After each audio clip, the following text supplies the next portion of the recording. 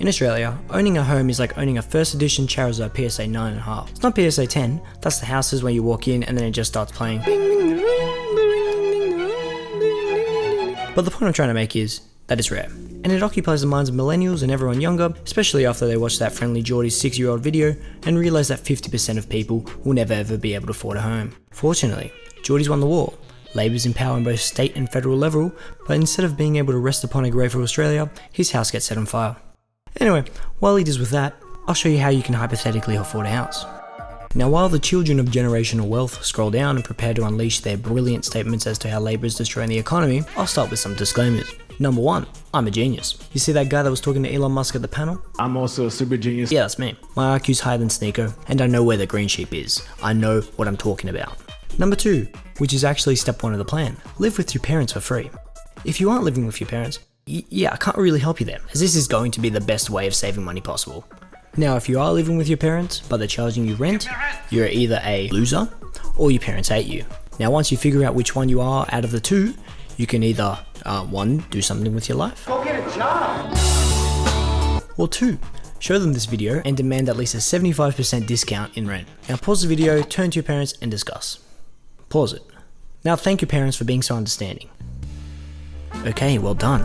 Now you should only watch this part when you aren't with your parents, as I've read negotiation books and I actually understand that if we said 75%, we're actually looking for 50% of discount. So we now have a bit of leeway to play around with. Mazel.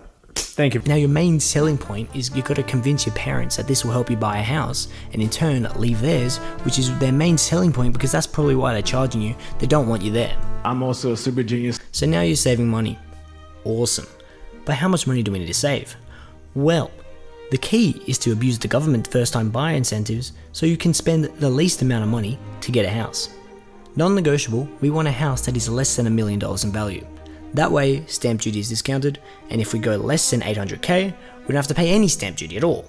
And if we go even less than that, 600k, and it's a new home, we're able to get $10,000 towards the purchase price as well. Now you might be wondering if you're a fart smeller. Well, normally don't I need a 10 to 20% deposit to buy a home? How am I supposed to make that? And this is where the Fiesta Resistance comes in. The Shared Equity Home Buyer Helper, which basically means you and the government go halvesies on the house, so the government pays about 30 to 40% of the purchase price depending on if it's new or old, and you only need a minimum of 2% deposit on the house. So if you find a $750,000 house, you only need $15,000 deposit, and your monthly repayments will be cheaper. The only catch is that you will need to live in this home for at least a year, so it's a pretty good deal if you ask me. So where are we going to get this 15k from? Well, you could sell your 2011 Audi A4 on carsales.com, or you could stop putting $500 on the pokies every Tuesday and Saturday at your local. What would I hypothetically do?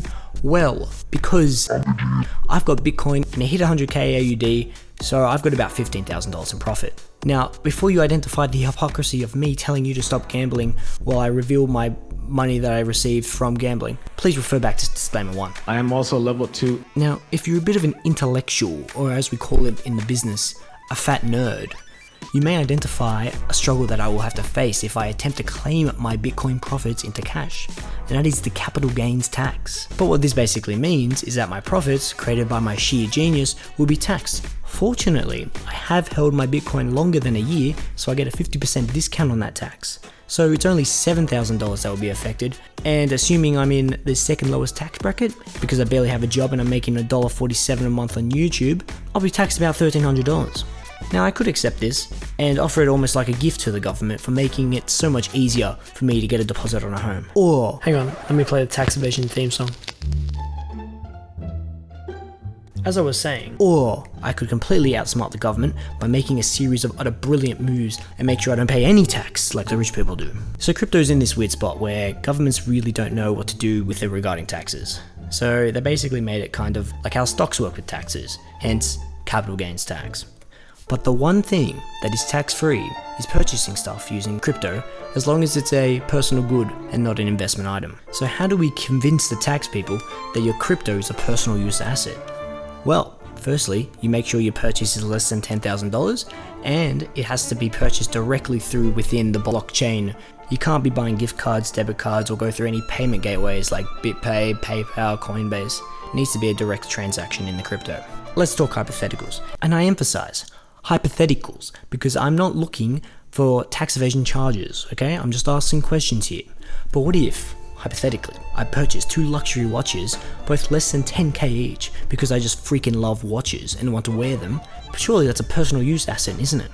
Or what if I was able to paste $9,999 of crypto directly into the home deposit and then buy a luxury watch costing about $5,000, wear it, get bored of it, sell it, and use that money for the rest of the deposit?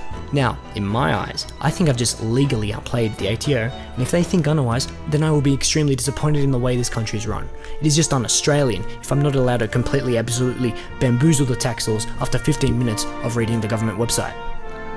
Anyway, now that you've got enough money for your deposit, congratulations, you now own a house. Now what do you do with all these repayments and bills you have to pay? I don't know. I don't know. Good luck.